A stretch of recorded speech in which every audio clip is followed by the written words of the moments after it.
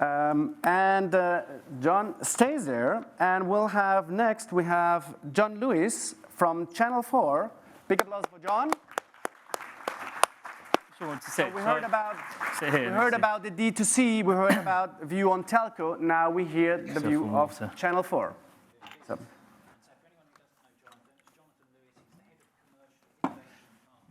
Channel 4 television, and part of his remit is the whole digital drive at Channel 4, and we'll be talking about that obviously right now. So welcome, Jonathan. I mean, we've heard all about this attention recession. I mean, obviously we had the spike during lockdown. We knew this crunch was coming. It's been predicted for at least 18 months in terms of attention, more competition for it, even if it's just sunshine. So what's happening for you at Channel 4 right now this year in terms of attention and viewing? Yeah, well, look, we're coming off Tim's presentation, slightly depressing, but we're coming off the back of an incredible year last year. So we saw all 4 views grow by 25%, and we're doing over 1.5 billion views. So that's a very, very big base to grow from. We're still seeing growth, and that's off the back of kind of local content that seems to be working really, really well. So a lot of our big entertainment shows, such as Gogglebox, etc., are kind of like, really, really performing. We've also been really successful in making some really smart acquisitions. So the likes of Married at First Sight Australia, etc., that's really worked for us. The other thing is we just changed the way that we've basically adopted this digital first strategy. So we announced Future 4 as a strategy almost 2 years ago now, and that's basically prioritising digital viewing over linear viewing, which was quite radical at the time. But I think everyone will probably agree that's probably the right thing to do. So the way we kind of schedule what we call instant box set content, so particularly some of our big dramas, so our BAFTA award-winning drama Help, which starred Jodie Cromer, gets instant box setted and delivers a fantastic audience on all 4. So we don't really care where the audience is now on linear and digital. And I think that's why our digital growth in terms of views is holding up off the back of a very, very, basically a very, very strong 2021. I mean, commercially, it's a similar story. Amazing, I'm sounding like I'm throwing loads of numbers at you, but amazing year last year. Overall revenues are up something like 25%, but our digital growth was up 40%. So that's an incredibly high bar to beat this year. And we're doing really well on the digital front. I think the overall market in terms of advertising, as anyone who's close to it will realise, is that sort of a game of 2 halves this year. We're coming off the back of, still the sort of like the first half of last year. There was still a bit of lockdown going on, so we're seeing growth in the first half of the year, but we're not too sure about. And again, what Tim was saying about kind of like potential recessionary pressures, inflation, etc. Obviously, there's some nervousness about what the whole year will look like, but I would say that we're looking at a broadly flat market in terms of total revenues. Okay, I mean, where would you say you are on that Future 4 pivot? I think it goes, was it for 2025 that you wanted to have 30% digital revenue? Yeah, I mean, we're making really, really good headway. So, I mean, we're beating our competition in terms of the proportion of revenue that is spent on VOD versus linear. So we're hitting around about 20%. We need to get to 30% by 2025. So we're kind of on track for that. It's all about also trying to sort of reach and target young audiences. And one of the initiatives we launched a couple of years ago now was 4 Studio, which was again a pivot to social and start creating content bespoke for social platforms. We had a big social footprint for many years. We've not really leveraged it in any significant way. And one of the things that we've been doing with our team, there's about 120 people now based in Leeds, I think, a bit more than that, and they're creating bespoke short-form content, which will then get distributed on Facebook, YouTube, Snapchat, and TikTok as the emerging platform. And we've been delivering, I think, last year up to around about 13 billion views on social and around about 16 million pounds in revenue last year on social. So there's a real kind of like groundswell where we're sort of thinking, right, okay, younger audiences aren't necessarily watching linear television. Let's go and fish where the fish are, which is on the social platforms, and build a safe environment for advertisers that want to come and advertise on those platforms, but we control that narrative and ultimately that relationship with the advertiser.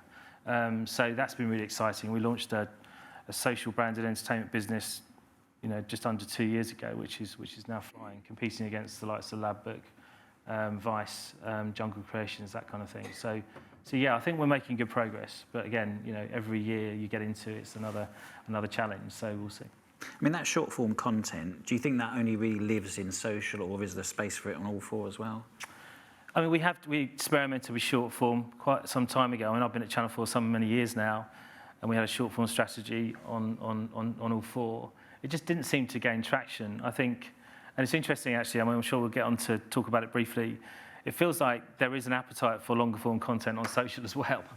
And yeah, okay, depending on what platform you're talking about. Okay, if you think about TikTok, I mean, we're very much placing bets, and our bets are very much sort of focused on probably two platforms at the moment, which are YouTube and TikTok.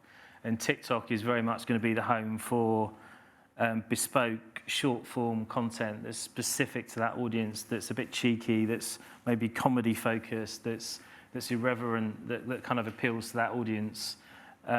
YouTube, probably not so much. YouTube is probably, what we're finding is that the algorithm probably favours longer-form content. Okay. And just before we talk about YouTube, because you've got a very big deal that you announced with them this month, but first of all, in terms of the tangible things that consumers see because of the Future 4 pivots, I mean, you mentioned the drop of box sets straight away. I mean, is that the obvious one? If I'm a consumer, is that how I would notice a difference from 3 years ago? I think it's about access to content. I think it's about being able to watch stuff when you want to watch it. Interestingly, live viewing's really spiked on in-app, so people are choosing to go into the app and restart shows they've kind of missed, or they missed the start of. It's also important that we're where our viewers are. So, we were not just talking about social, but we're talking about sort of big established platforms like Sky. We were the launch partner on Sky Glass, which is Sky's IP-delivered solution, which launched back end of last year. And I think, being able to offer a service to our users when they want to consume that service, and we see IP delivery being a potential future for TV delivery, I think it's another thing that is allowing us to hold on to that audience and grow the audience where we can, basically, particularly the younger audience, which is important to us. Yeah. Just on the box sets, I know I don't know if it's a case study, but with It's a Sin, if I remember the figures rightly, you had something like 800,000 views already on episode 5 before it even went on linear broadcast TV. Yeah, because of the build of the word of mouth got out there after episode 1. Everyone was watching it in advance, so you already had a fantastic following before it even went to broadcast. Indeed, and I think, and that's the that's the thing that's going on now. There's also the long tail, and that's what we're finding with some of our. So Derry Girls came back successfully a few weeks ago. I don't know if you've watched the last series. Anyone watches Derry Girls, but I just implore you, you've got to watch it. It's brilliant. But it's driven so much more viewing to the first two series, and also interestingly, when we negotiate syndication deals on Netflix for archive content, In Between Us is a really good example. When that drops, that suddenly drives viewing back to all four for the more recent episodes. So we actually see a spike in viewing when we syndicate to some of the subscription VOD services, which feels counterintuitive, but it does deliver this sort of halo effect. So we're learning a lot about people's viewing behaviours, and people's viewing behaviours are changing a lot because of the plethora of stuff that Tim's just talked about in terms of the opportunity to view stuff and being able to cut through and navigate and find out what to watch. I think we still have a place in being able to allow people to find that content and navigate it and go and watch it. Okay, well, that brings us to the YouTube deal then. So earlier this month, you announced distribution of long-form content on YouTube. I mean, obviously, you were there many years ago, but this is a very wholehearted partnership, full catalogues, everything. I mean, why are you doing that? Yeah, it's a big pivot for us. But I mean, basically, the YouTube strategy for us allows us to supercharge our digital growth strategy. It allows us to reach younger audiences, and it allows us to diversify revenues. And I would argue probably kind of in that order. And we've crossed that sort of boundary of thinking that this is necessarily going to cannibalize audiences on owned and operated platforms. TV viewing is getting older, and YouTube is still the youngest social platform in terms of viewing, in terms of proportion. and the biggest. And also, the interesting thing about YouTube is the growth of big screen on YouTube is skyrocketing. So something like 30 or 40% of all views on YouTube now is big screen, which is really important to us because people want to watch our stuff on the big screen. So you bring all of those things together and you start to think, right, okay, if you want to reach young audiences, you've got to, I'm using my same phrase again, but you've got to fish where the fish are. And we don't adopt this walled garden approach that some of our competitors adopt. We feel that this is the right move for us. We are pushing full episodes onto YouTube. We started uploading content about 2 weeks ago. We'll be up to 500 hours within about a month. And we'll be over 1,000 hours, I'd imagine, by the end of the year. So we are going full on catch-up, 30-day window catch-up. It may even be shorter catch-up window for particularly younger content that may not actually work on all four that we think might work on YouTube. And yeah, it's just all about basically finding a bit more about that platform and how we can navigate audiences around our ecosystem on that platform. So we sort of view YouTube as a distribution platform like I would view Sky Glass or connected TVs or whatever it might be. So a significant step in terms of delivering the Future 4 strategy for us. Yeah, I mean, that's an interesting view of it because I was going to say to you, you've built all four as a destination in its own right. All these BVOD services, they've moved from being just catch-up to be a destination. And this seems almost counterintuitive because now you're allowing someone to go and find your content outside of that, where you could have brought them into all four, get them on your algorithms with your recommendations and stuff. I mean, yeah, we're just doing both. I mean, we're basically trying to appeal to an audience that we're pretty confident are going to come to all four, which is the other reason why we're going to start to build a big presence on TikTok, because we recognise that the formats and the type of content on TikTok's not going to work as a 30-minute show, right? But like a 2 to 3 minute clip that might be relevant, that might be related, towards Dairy Girls or first dates or whatever.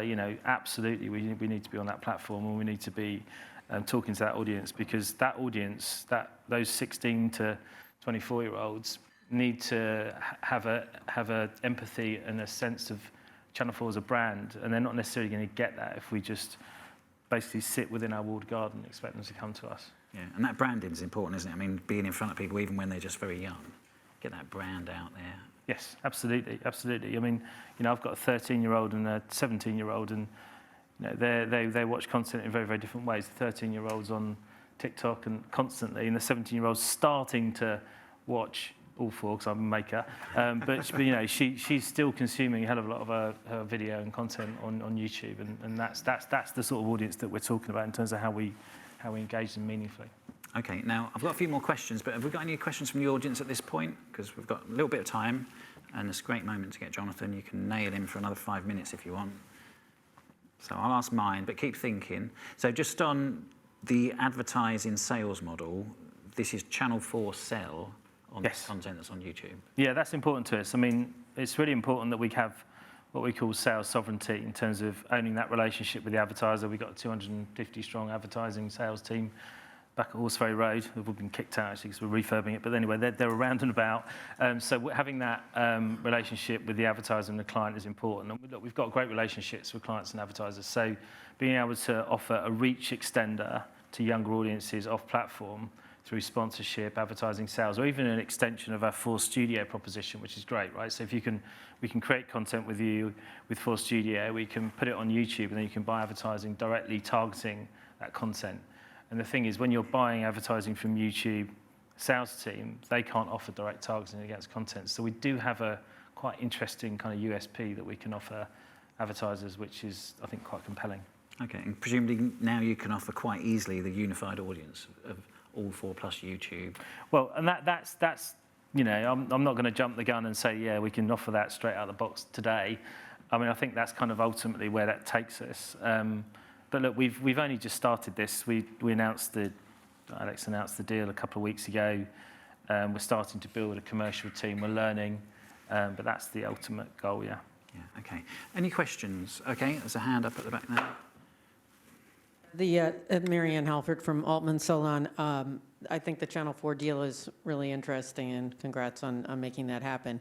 Now, will YouTube be sharing data with you that can help you on the sales effort? And also, given that you probably have focused more on a certain range of advertisers. This will take you probably going out to even more advertisers than before, and was wondering how you're going to be scaling that up. Yes, good question.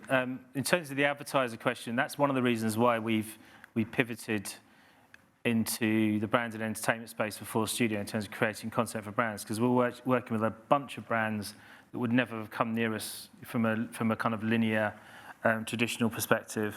You know, the fashion brand Balmain, for example, we created a series with them. They wouldn't even thought to advertise on TV. In terms of data, I mean, obviously, you know, our relationship with YouTube is confidential, so I can't really give too much away, but that's really important to us as a business to understand our audiences and also how we can offer rich targeting to advertisers. So yeah, that was an important element of the deal for us. Okay, got another question? Okay, gentlemen. What's your view on pay TV search and recommendation engines across all digital apps? Okay, that's a big question. So, I mean, we have a pay proposition within our ecosystem, which is all 4+, which is in the kind of like, you know, it's growing, but it's not a huge proposition, and I suppose it provides another string to our bow, and it gives users the opportunity, if they want to not have to pay for the advertising. And it's an area that will continue to grow. I think fundamentally we're an advertiser-funded business, and picking up on what Tim was saying earlier, I think, you know, that market's getting squeezed and it's becoming quite challenging. So if we can offer the most frictionless way to access our content in the easiest way possible, be that on our owned and operated platforms or be that on select platforms where we've got great commercial relationship and we can you know, own the way that we upload content and the type of content that we put up there, then I think that's the right way to go. Okay, we've got time for one more question. Okay. Gentleman in the grey suit. Hi, thanks. Just tell us where you're from as well. Andy Livingston from Sony Pictures. I was wondering if you felt the YouTube deal was a sort of way to internationalise your audience, you know, particularly with Channel 4. Normally those rights are reserved to indies, but are you looking at working with them more on international distribution through that platform, and you having a bit more control there? Yes, interesting question. So it's a UK-only proposition at the moment because we only have the rights for our content to be distributed on the YouTube platform in the UK. We are absolutely looking global, and part of sort of Alex's wider narrative is to look at how we diversify revenues outside of the UK, and we're looking at a number of options, be that using platforms like YouTube or other routes to market. That could be in the form of fast channels, which are extremely popular in the US. So I think there's a number of different things that we're looking at that will allow us to have an international presence, because we think Channel 4 as a brand can travel to certain territories and markets. Obviously, as we're set up as a sort of publisher broadcaster, in most instances we don't own the rights to the content. So we have to strike deals with producers, and then obviously offer a compelling reason why it makes sense to package within the Channel 4 ecosystem rather than a Banner J or another type proposition. So wonderful. All right, well, we're out of time. So thank you very much, Jonathan. Absolutely brilliant. Lovely to have you.